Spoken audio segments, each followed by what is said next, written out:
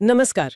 आज हम PN Gadgil jewellers, जो एक बहुत पुरानी, करीब 200 साल पुरानी कंपनी है, उसके हालिया प्रदर्शन को समझने की कोशिश कर रहे हैं। हमारे पास उनकी जून 2025 वाली तिमाही मतलब Q1 FY26 के नतीजे हैं, इन्वेस्टर प्रेजेंटेशन है और कुछ और भी फाइलिंग्स हैं।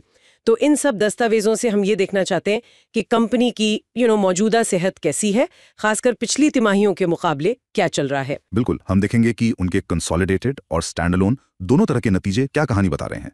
उनकी आय, उनका मुनाफा, उसमें कितना बदलाव आया है और इसके पीछे क्या वजहें हैं। चलिए शुरू करते हैं। हाँ, तो सबसे पहले कंसोलिडेटेड नतीजों पर नजर डालते हैं, मतलब पूरी कंपनी का मिलाकर Q1 FY26 में रेवेन्यू फ्रॉम ऑपरेशंस कितना रहा। हाँ, तो कंसोलिडेटेड रेवेन्यू रहा 1714.56 करोड़। 1714 करोड़।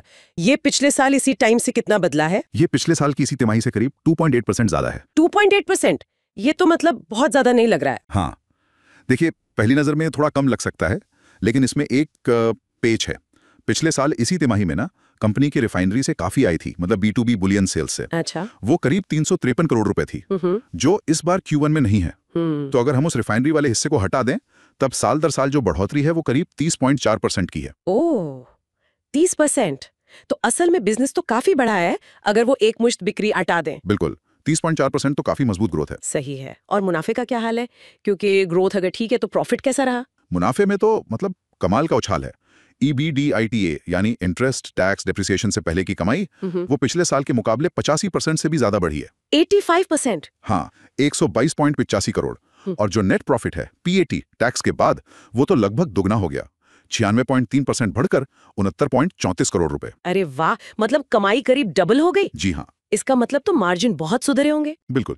EBITDA मार्जिन जो पिछले साल Q1 में 4% था, वो इस बार बढ़कर 7.5% हो गया है। 4 से 7.5। हाँ, और PAT मार्जिन भी 2.1% से बढ़कर 4.0% हो गया है।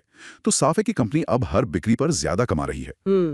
ये तो कंसोलिडेटेड बात हुई। स्टैंड अलोन यानी जो उनका मुख्य भारतीय कारोबार है, उसमें भी यही ट्रेंड है। हाँ, स्टैंड अलोन नतीजे भी बिल्कुल ऐसे ही हैं। मुनाफा PAT 68.11 करोड़ रुपए रहा। तो ये जो सुधार है, ये उनके कोर बिजनेस से ही आ रहा है। ठीक है।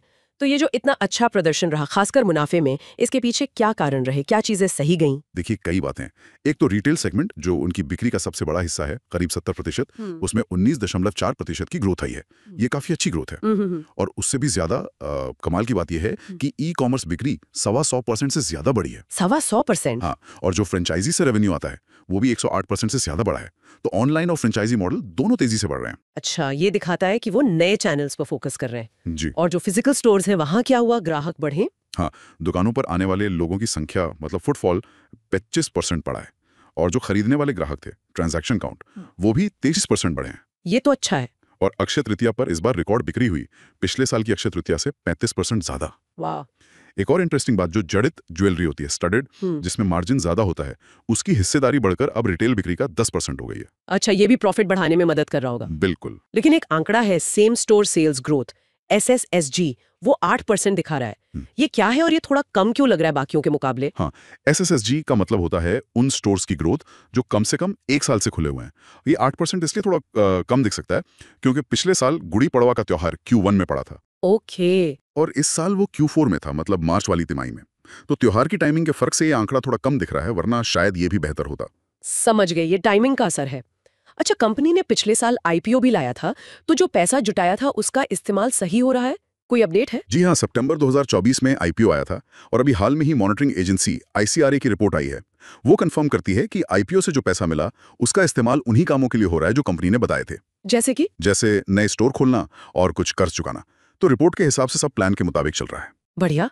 और नए स्टोर की बात करें तो आज ही, मतलब 12 अगस्त को ही एक नया स्टोर भी खुला शायद। बिल्कुल सही।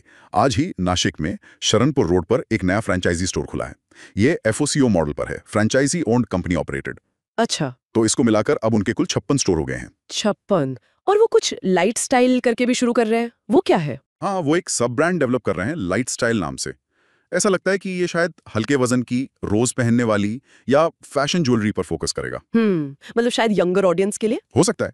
ये उनकी विस्तार योजना का ही हिस्सा लग रहा है। तो कुल मिलाकर देखें, पीएन गाडगिल ज्वेलरीज ने Q1 FY26 में एक मजबूत तिमाही पेश की है। रेवेन्यू ग्रोथ ऊपरी तौर पर कम दिखी, लेकिन वो रिफाइनरी वाले फैक्टर की वजह से असल बिजनेस ग्रोथ अच्छी है। हाँ, और सबसे बड़ी बात है प्रॉफिटेबिलिटी और मार्जिन में बहुत अच्छा सुधार। बिल्कुल, retail, e commerce, operational efficiency सब ने मिलकर काम किया है। सही कहा।